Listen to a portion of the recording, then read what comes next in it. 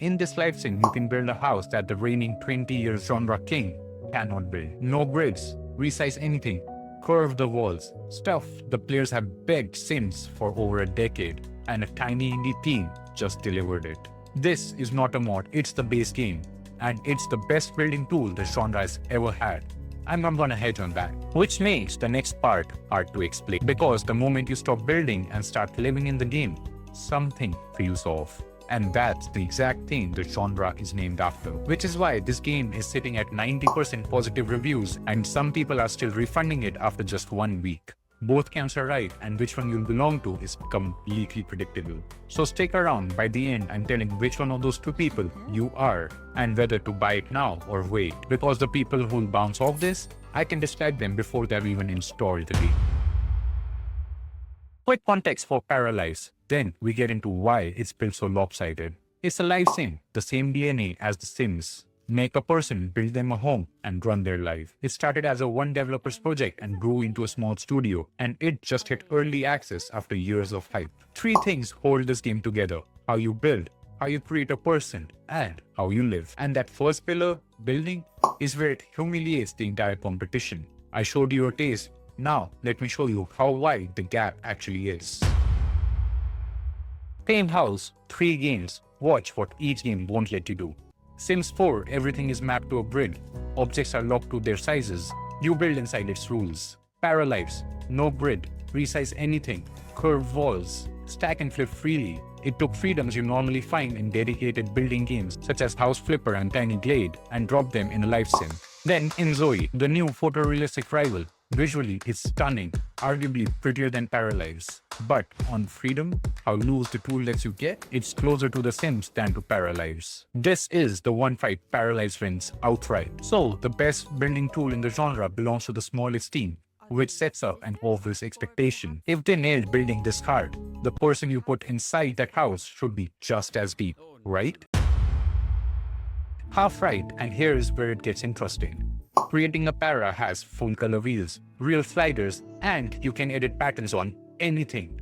The tools, again, beat The Sims. You're not picking from presets, you're tuning it. But here's the catch, the closet is nearly empty. Sims 4 has had 10 years and 70+ packs to pile up content. Paralives gives you a better brush, but a smaller paint box. And inZOI, its creator is borderline photorealistic, with the highest fidelity faces in the genre. So, Paralives is caught in the middle. Better controls than The Sim, less fidelity than inZOI, but less content than either. It wins the engine, but loses the catalog. You can start noticing a pattern over here. Paralives keeps winning the tool and losing the stuff you do with it. Hold that thought, because there's one pillar left, the one the genre is actually named after, and it's where the pattern stops being charming, starts being the problem. This is the thing I teased earlier. Live mode is where you actually live. Needs, jobs, relationships. Right now, it's thin. Conversations repeat, reactions are sparse, and the world feels quieter than it should. Here's the part that stings. Sims 4 is a decade old and creaking, but it still feels more alive. Its people react more, do more, and surprise you more. The old king outlives the newcomer. And before you think it's an indie budget problem, inZOI, with a big publisher behind it, also has the same complaint. It looks beautiful, but hollow inside, which tells you something bigger. Making people feel alive is the biggest problem in the genre, and no newcomer has solved it. Paralives didn't fail at an easy thing. It's stuck on the same problem everyone else is stuck on. But Paralives has a system for that. It's called Storyteller. It's a director meant to throw events and drama at your paras so the life doesn't feel so flat. It's a whole other video coming soon. But for you right now, the only question that matters is whether the gap is a deal breaker or not. And that depends entirely on what kind of player you are. I said the people who'll bounce are predictable. Here's both of them quickly. Type 1, you're here to create. Your favorite part about any live sim is building the perfect house and the perfect person to live inside. The actual living is just the backdrop for you.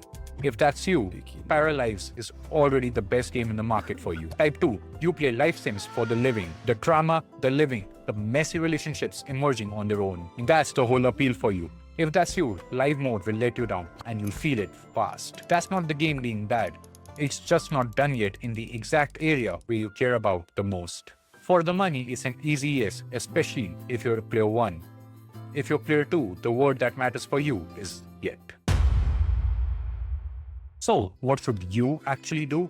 If you're the builder kind of player, buy it now and lean heavily into the build mode and the Paramaker before you even start a real save. That's what's the strongest part about the game right now. And if you're living for the drama kind of player, wishlist it and hold off for a while. The game is in early access and the devs are constantly updating how the live mode works. The storytellers, by the way, video somewhere on the screen, is a reason why I'm gonna bet they close the gap real quick. By the way, if this game saved you from buying the wrong kind of live sim from what you actually wanted, that's the whole point of what I do here. I dissect every indie game worth a closer look. Like, subscribe, and I'll see you guys in the next one.